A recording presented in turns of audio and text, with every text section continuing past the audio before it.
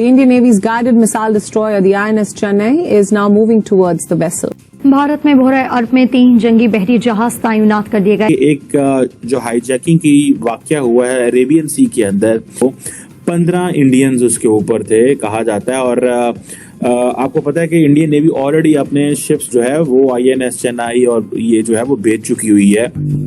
पाकिस्तान है कौन इसमें? पाकिस्तान 2 रुपए तो है नहीं पाकिस्तान की जेब में कि किसी को पैसा दे दे। शाम की रोटी खिलाने के लिए नहीं है इनके पास पैसे। तो पाकिस्तान का वजन क्या है? पाकिस्तान का वजन ये है कि आतंकी संगठन पाकिस्तान कंट्रोल करता है। आप बताऊं, इंडियन जो नेवी है उनके स्पोक्स पर्सन ने भी इस पे कमेंट कर दिया है।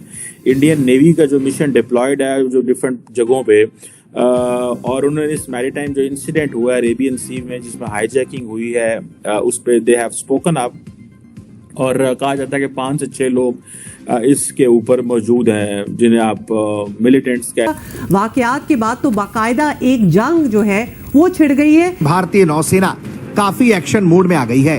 भारतीय नौसेना के डिस्ट्रॉयर, लड़ाकू पोत और लड़ाकू विमान लगातार उस इलाके का गश्त कर रहे हैं। The United States and the United Kingdom are warning the Yemen-based Houthis of consequences in the case of any more attacks on ships in the Red Sea. ये कहना, तो पहली बात तो मैंने कहा कि जो एंटी इंडिया और एंटी जू पैराडाइम है हमारा एक पैराडाइम था कि ये हमें इनके खिलाफ जंग करनी है। ये हमारा पैराडाइम बेकार है, खत्म कर। साल के मतलब ये साल खत्म नहीं हुआ और इंडिया ने जो है दूसरा एयरक्राफ्ट कैरियर जो है वो बिल्ड करना स्टार्ट कर। Prime minister Modi's interview with India Today where he said के मैं तमाम फैसले जो हैं will do from the prism of nation first. नमस्कार दोस्तों, स्वागत है आपका आपके चैनल EFC में। दोस्तों, अरेबियन सी से भारत की ओर आ रहे मालवाहक जहाज MV लीला नॉरफोक को समुद्री लुटेरों ने अगवा कर लिया।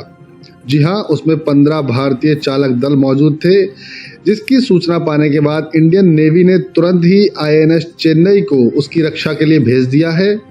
INS चेन्नई ने लाइबेरियन झंडे वाले मालवाहक जहाज से संपर्क भी साध लिया है। नेवी के स्पोक्सपर्सन ने साफ कर दिया है कि अरेबियन सी में किसी भी प्रकार की सुरक्षा के लिए भारत पूर्णतः अपने कर्तव्य का निर्वहन करेगा और किसी भी मालवाहक जहाज पर हूती विद्रोही के द्वारा या समुद्री लुटेरों के द्वारा किए गए हमले का माकूल जवाब देगा।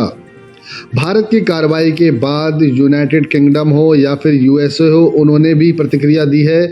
उन्होंने कहा है कि अब आगे से अगर किसी भी हूती विद्रोही ने या किसी ने भी किसी भी देश के मालवाहक जहाज पर हमला किया तो इसके परिणाम गंभीर होंगे। बिल्कुल, बहुत स्विफ्ट एक्शन के साथ इंडियन नेवी अपना काम करेगी, जो पहले से करते आई है। इसके पहले भी कुछ दिनों पहले आपको दर्शकों को मालूम है कि सोमालियन कोस्ट पे ये हाईजैक किया गया था पीरियड्स की तरफ से, और Indian naval ship INS Kochi ने बड़ी सतर्कता के साथ और P-8I एयरक्राफ्ट के साथ उसे संभाला और कोस्ट तक लेकर गए, एक मेडिकल एवेक्यूएशन भी कराया और उनको यमन पहुंचाया गया था। जो हाईजैकिंग की वाकया हुआ है अरेबियन सी के अंदर, एक लाइबेरियन फ्लैग्ड वेसल है, उसका नाम MV लीला नॉरफोक है, जो कि हाईजैक हुई है 4 जनवरी को। 15 इंडियंस उसके ऊपर थे कहा जाता है। और आपको पता है कि इंडियन नेवी ऑलरेडी अपने शिप्स जो है वो INS चेन्नई और ये जो है वो भेज चुकी हुई है। और ये चीजें हैं। और इस पे मैं बात बताऊं, इंडियन जो नेवी है उनके स्पोक्स पर्सन ने भी इस पे कमेंट कर दिया है।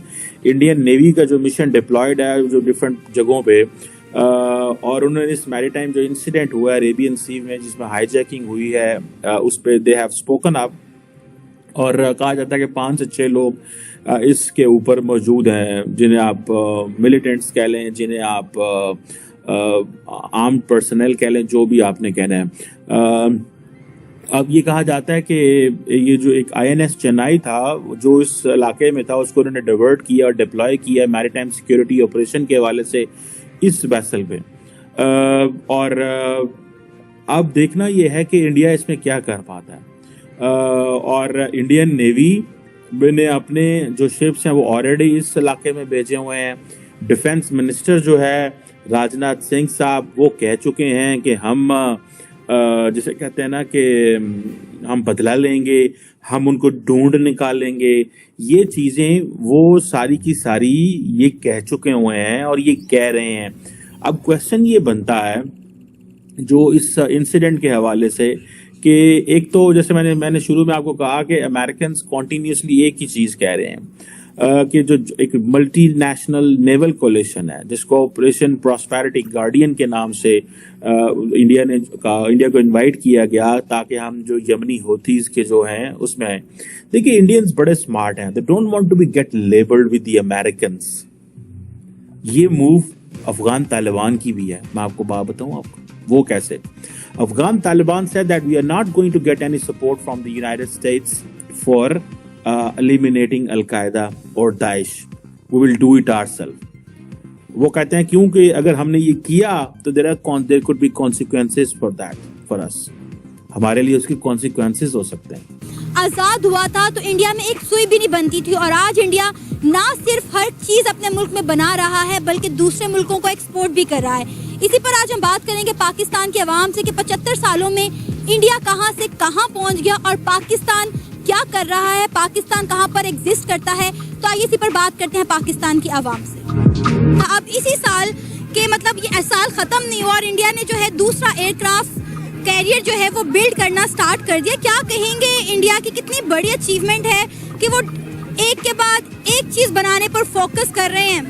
जी मैं आपको थोड़ा बहुत अपने नॉलेज शेयर करूंगा कि मुझे याद है कि इंडिया ने हमारे इधर माइक्रोसॉफ्ट ने जो है ना वो प्रोग्राम किया था कि हमने इधर यहाँ पे ना माइक्रोसॉफ्ट करना है, बनाना है।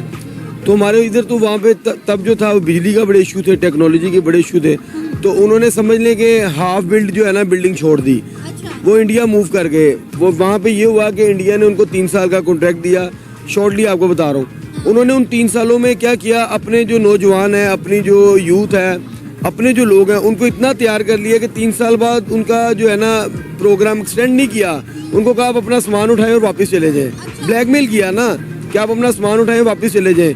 अगर आप इधर प्रोग्राम करना है तो हमारी ये डिमांड्स हैं जो वो पूरी नहीं कर सकते थे। लिहाजा उन्होंने क्या किया, वही माइक्रोसॉफ्ट अपने मुल्क में अपने लोगों के हैंड ओवर करके अपने लोगों को लेके चल रहे हैं। यानी कि हमारे इधर तो ये होता है कि 100 साल की लीज है। कोई भी चीज़ है, एक पत्थर निकल आया, कोयला निकल आया, एक मैं कह रहा हूँ जरा भी निकल आया ना, तो यहाँ पे जो हुक्मरान बैठते हैं ना वो कहते हैं 100 ईयर्स लीज लें हमसे, हमें ऐसा करें, हमें क्या देते हैं। यहाँ पे तो ये चलता है ना, हमें क्या देते हैं। मैं गवर्नमेंट से रिलेटेड हूँ, मैं देखता हूँ मैक में, यानी कि हर बंदा कहता है यार मुझे क्या देते हो आप, छोड़ो मुल्क का। आपने ये जो बात की ना तो मुल्क के मफाद के लिए कर रहे हैं ना। उन्होंने नेक्स्ट प्रोग्राम भी इसीलिए स्टार्ट किया है और वो इन चीज़ों पे हमारे पास तो इधर ज़रूरियात ज़िंदगी के पैसे नहीं है लगाने के लिए, वो एक्स्ट्रा खर्च कर रहे हैं और उनकी इकोनॉमी भी ऊपर चलेगी, उनकी हर चीज़ ऊपर चलेगी ये 10-20 सालों के अंदर अंदर। हमारे बच्चे जो हैं वो बेचारे अभी भी आप कह लो ना, एक सुई भी जो है ना वो भी हमें चाइना से दरामद करवानी पड़ती है। कोई भी चीज़ है, वट एवर आप कोई भी चीज़ देख लेंगे ना, हमारे इधर इतना इतना माइंड है, इतना इतना दिमाग है। मुझे याद है कुछ लोग ऐसे मेरे दोस्त हैं कि जो इतने ब्रिलियंट थे कि उनको माइक्रोसॉफ्ट उठा के ले गया अच्छी सैलरीज पे। वही सैलरीज उनको अगर पाकिस्तान दे, पाकिस्तानी गवर्नमेंट उनको सपोर्ट करे, उनको इधर अच्छी सैलरी दे, आधी भी दे, उनसे आधी भी देना, वो लोग आने के लिए तैयार हैं। अगर उनको अमेरिका यूएस उनको 6 लाख दे रहा है, वो कह रहे हैं यार हम 2 लाख में पाकिस्तान काम करने के लिए तैयार है। पाकिस्तान गवर्नमेंट कुछ तो देना। तो आपको ये वीडियो कैसा लगा कमेंट बॉक्स में जरूर लिखिए। इस वीडियो को लाइक कीजिए, शेयर कीजिए, सब्सक्राइब करना ना भूलिए आपके चैनल EFC को। तो मिलते हैं अगली वीडियो में। जय हिंद।